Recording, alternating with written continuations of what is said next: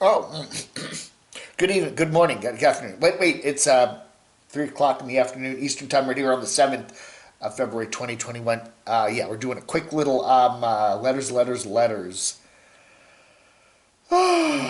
Fred Weiss says, are you telling your viewers you want to be just like, you know who, that certain nomad Derek? That I am a closet Mickey Mouse lover. Oh, I was showing the, I do have a Mickey Mouse clock that I actually got when I was a child in like the early 60s, when I was like 4 or 5 years old. It doesn't quite work anymore. It's a wind-up Mickey clock. It was made in France. But it's probably an antique. It'd probably sell for quite a bit of money today. I had to check out the value of it because I certainly don't use it. It just sits in my trunk over there. No, I'm not a Mickey fan. Although I did go to Disney 2 years ago with Stormy and had a very nice time. And I do have a Mickey Mouse shirt, classic Mickey on it. But I would not consider myself to be a Mickey fan or a Disney fan. But I have nothing against Mickey. I was showing a video today, a picture today from Hobotech's live stream last night with a whole bunch of people sitting around a campfire, 2 campfires, and they were on Hobotech's live stream there from Quartzsite. Anyway, we have Holes the Roach. Well, I finally made it on a Camo Day video. So I guess Mr. Roach, was sitting there in amongst the crowd of people, you know. One guy was playing a guitar, some of the people were drinking, they were all sitting around the fire there. It said just a matter of time before it happened. You actually found yourself in a Camo Dave video. Fitting that Camo Dave and his, I guess, Karen squad, he uses a couple other adjectives I will not repeat, followers were being mocked. Around the fire just prior to when that screenshot was. So, we hear from him. I guess, hey, Mr. Roach, I'll send you a Camo Dave News Army card, which I don't have with me right now. I'll send you one of those. Just give me your address. He's the Camo Dave News Army. He says folks that were sitting around the campfire there during Hobotech's live stream were actually talking about this channel and all of my commenters. And, anyway. We laughed and had fun at your expense for sure. It was a great moment, yeah. Well, it's nice to know that the topic around all those campfires in chilly Quartzsite at night is the Camo Dave channel, and especially all my wonderful commenters. I'm glad to know that. Thank you, Mr. Roach. Oh, and then he goes on to say they said nothing positive about me and my channel. I didn't expect they would. Oh, that Camo Dave channel is wonderful.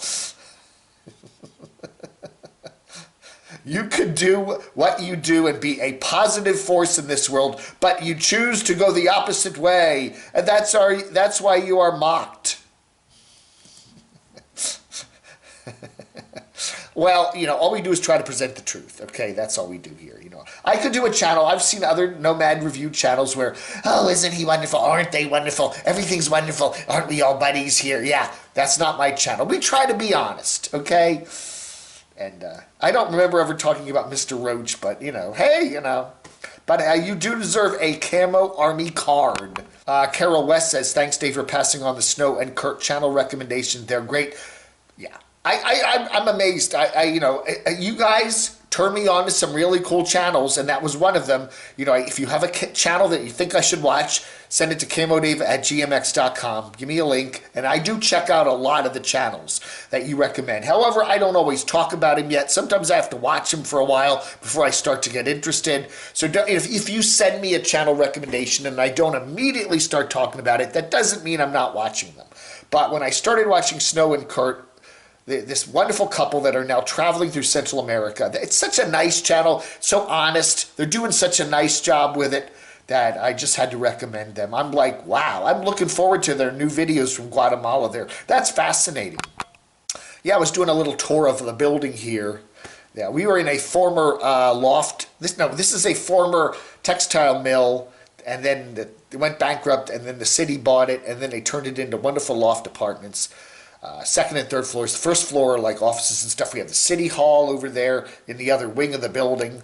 You know, if I became mayor of this little town, I could literally go to work without even going outside. Because there's a door, secret door that goes into the city hall just down the hall there, and could just go in there, but it's locked most of the time.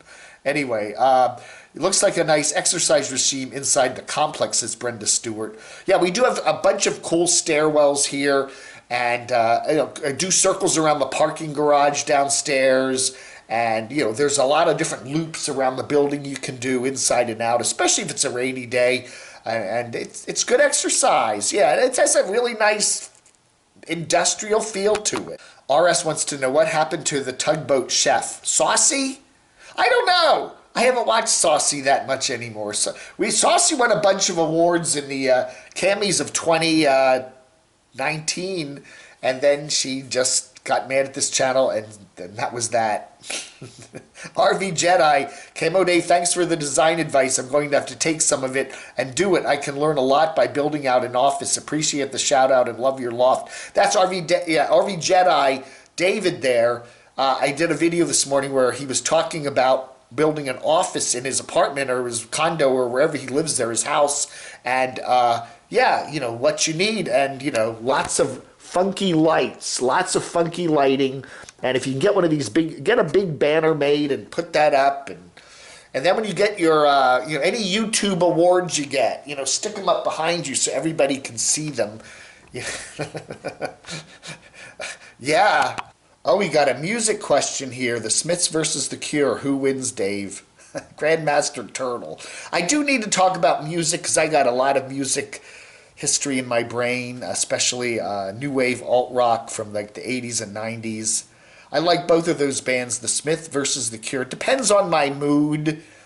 The Smiths were a little more biting, kind of angst, where The Cure were a little more just down. The Cure started out downright depressive, and then they kind of got poppy pop, kind of took depressive. I don't know. Friday. It's Friday. I'm in love. That's a wonderful song. Why can't I Be You is one of my favorites for The Cure. Check it out on YouTube. RB Jones wants to know. I guess we talk about lurkers, people that watch my videos or watch anybody's videos and then they don't comment. Yeah, I don't know. We do get a number.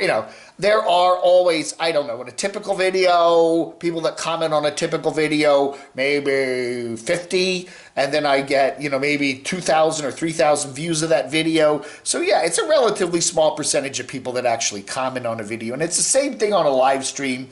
You'll be having 150 people watching the live stream, and there's maybe 25 people in the comments. Most people that watch are lurkers. They just watch. And I do that with some of the, especially live chats. I watch a live chat and I'm entertained by everybody chatting with each other, but I don't get into it. And very rarely, even on a regular video, do I actually comment on it, unless it's really something controversial or spectacular, So that's just, most people are just lurkers, and that's okay with me. Let's Be Frank says, is the next step down from being a nomad to being a tent dweller? What's going on in America? Is the dream over? Be kind to each other. I don't know. What's the next step down from being a nomad is being somebody like a nomad but isn't a nomad, right? I guess just living on the street. How much lower can you go than some of these nomads?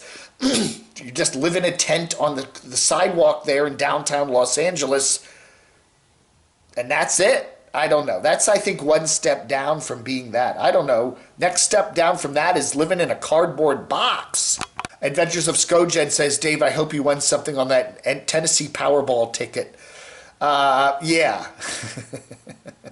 I did get a Powerball ticket from Skojen there. I did check it, and it was a clunker. It was a clunker. But thank you very much for spending the $2 in my honor. I said in my letters yesterday, should broke nomads have pets? Roadside Camper says, personally, I don't think money should play a role as to whether or not someone keeps an animal as a pet or a companion. Some dogs can have miserable lives if not taken in, even if they end up you had a dog shelter, and you know what they do sometimes at dog shelters. Even some middle-class people can't afford hospitals or various surgeries. People and pets eventually pass away. No amount of money can change that. No need to go through your whole life lonely. We are only here for a short time anyway. You know, again, it's a balancing act when you have a pet, okay? No, I'm not saying that poor people or people without a lot of money should not buy pets. I was just making, I put a question mark on that clickbait just to kind of see what people think about it. You know, it shouldn't go into your mind, hey, I don't have thousands of dollars. If this pet gets sick, can I afford vet care? That shouldn't be something that goes into your mind when you get a dog or a cat, especially if you go get a rescue dog or cat from the pound. You know, you're giving that pet a chance. Now, there's always that possibility. There's always that possibility that the dog or cat may not be healthy, and what do? Give it the best love and care you can. If you can't afford to take it to the fancy vet and have radiation and surgery and chemotherapy, so be it. You know, at least you're giving the dog a much better life, or the cat, a much better life than it would be had. Certainly if it had just stayed there at the pound, and you know what they do to dogs and cats that don't get adopted at pounds. You know, anyway. Wow. And you do see the nomads that have the dog, have the cat, say they can't afford the care for it, and then do the send me money thing, you know.